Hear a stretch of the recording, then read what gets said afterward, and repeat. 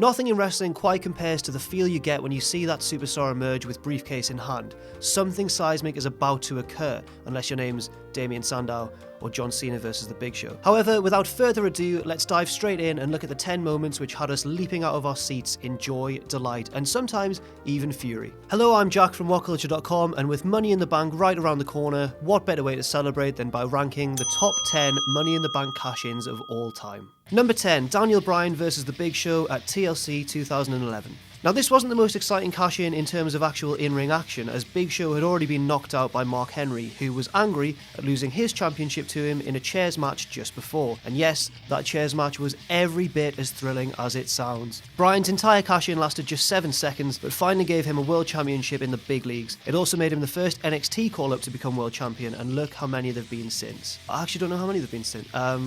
Rollins?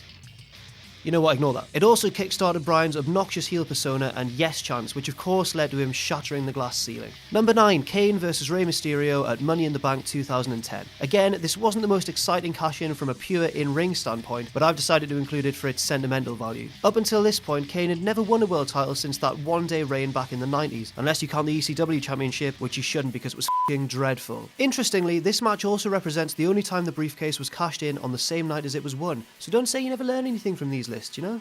Keep the... I'd be a terrible teacher. Number 8, Edge v Undertaker on SmackDown May the 11th, 2007. This cash-in is especially noteworthy as it was on The Undertaker, who, as we all know, rarely loses. Yes, he just survived a steel cage match with Batista, and yes, he had been attacked afterwards by Mark Henry, but that's just another day at the office for the dead man, and to see him go down to Edge was still a massive surprise regardless. Even more surprising is the fact that Edge wasn't even a member of SmackDown at the time, and this cash-in helped cement his status as the ultimate opportunist. This was the first episode in a 2-year arc between Edge and Taker where they feuded on and off, and let's just say that apart from this incident, the Rated R superstar didn't enjoy the best of times.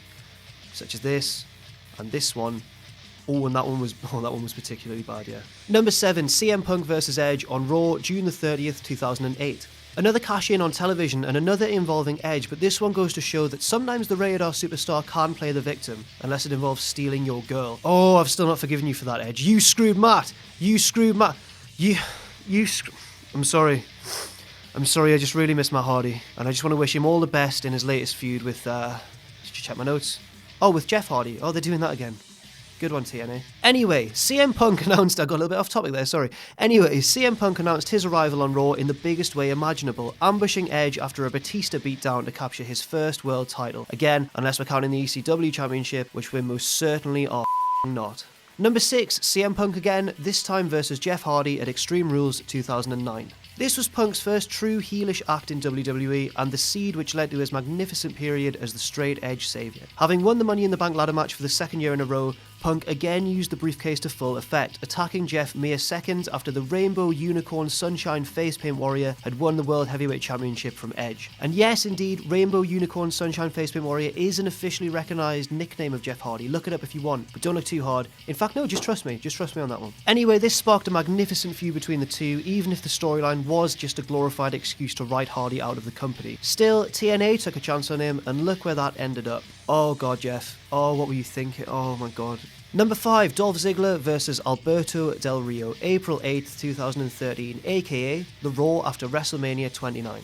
In terms of sheer noise and energy, this cash-in is one of the most rapturously received of all time. To set the scene, Alberto Del Rio was down nursing an injured ankle in the ring. Who injured his ankle, you might ask? Was it the master of the hold, Kurt Angle? Was it the originator, Ken Shamrock? Was it Jack Swagger? Then, Ziggler's music hit and sent that controversial post-Mania crowd into orbit. Dolph marched down to the ring, flanked by CM Punk's wife and that guy from the New Day, and won his 2nd ever World Heavyweight Championship. It should have been the start of a fantastic title reign, but Dolph actually only held the belt for 69 days, the most hilarious of numbers. An interesting little aside, Dolph was actually the heel in this scenario, and Del Rio was the babyface, a fact that everyone forgets when they watch that clip again on YouTube, so impassioned was the crowd's reaction. Number 4, Rob Van Dam versus John Cena, One Night Stand 2006. The only cash-in on this list to be explicitly announced beforehand, RVD's victory over Cena represents the last great hurrah for ECW, before December to Dismember ruined it, and before it was also ruined by Van Dam's fondness for that sweet, sweet Mary Jane. Oh, RVD, what were you doing? Having won the briefcase at WrestleMania 22, RVD deliberately scheduled his title match for One Night Stand, knowing that the pro ECW crowd would absolutely love him and absolutely detest John Cena, and that's exactly what happened. Although his victory was hardly clean, thanks to the interference of Edge, who was wearing a bike helmet for some reason. Did we ever... I don't know why?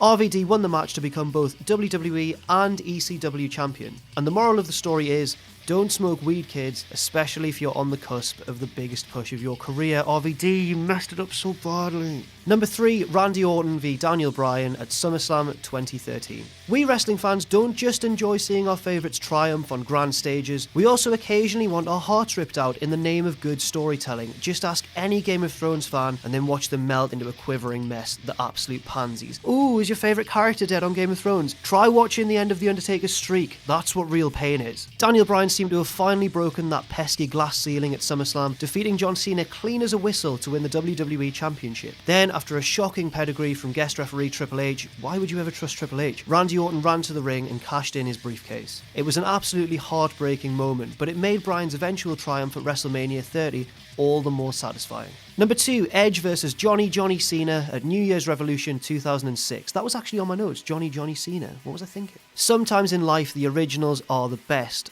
John Cena had just retained his WWE Championship in a bloody Elimination Chamber match, besting Shawn Michaels, Kurt Angle, Kane, Carlito, and Chris Masters. What a strange combination that is. Then, as everyone's favourite or least favourite Superman lay bloodied in the ring, Edge executed the first ever Money in the Bank cash-in and demolished him with a pair of spears. Not actual spears, like his move, the spear. He didn't use spears. He's not a monster. Unless your name's Matt Hardy. Oh, Edge, you. This was made even more special by the fact that Vince McMahon announced it, and I like that because these days you get rude superstars rushing in, not even acknowledging the fact that they're cashing in to any authority figure, they don't ask for permission, and I like the fact that Edge asked Vince, and then Vince came out and there was a big ceremony. It was very proper.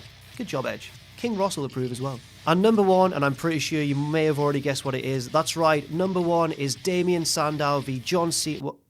No, I'm not allowed to use that one.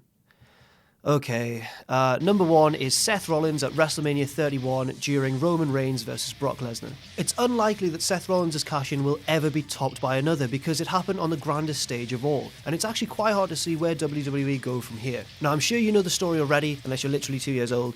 Well, 1 year old, it was that, oh my god. But the main event of Mania 31 looked to be headed for disaster. Everyone was sure that Roman Reigns was going to go clean over Brock Lesnar in an absolutely awful move, and then suddenly Rollins appeared to bail everyone out and save the day. Never mind the fact that he was a heel, Seth sprinted down to the ring, flanked by cheers on all sides, delivered a curb stomp, there was a little bit of a match that went on, Lesnar almost won, Reigns almost won, and then finally, Seth Rollins delivered that final curb stomp and pinned Roman to take the WWE Championship. So that's it for the top 10 Money in the Bank cash-ins of all time. What did you think of my list? Did you disagree? Did you agree? What should have been left in that was left out? Let us know in the comments below, but for now, I've been Jack from WhatCulture.com. You can follow me on Twitter at Jack_the_jobber, and I'll see you soon. Again, this was far from the most exciting cash-in from a pure in-ring spoint. Fucking hell, Jack.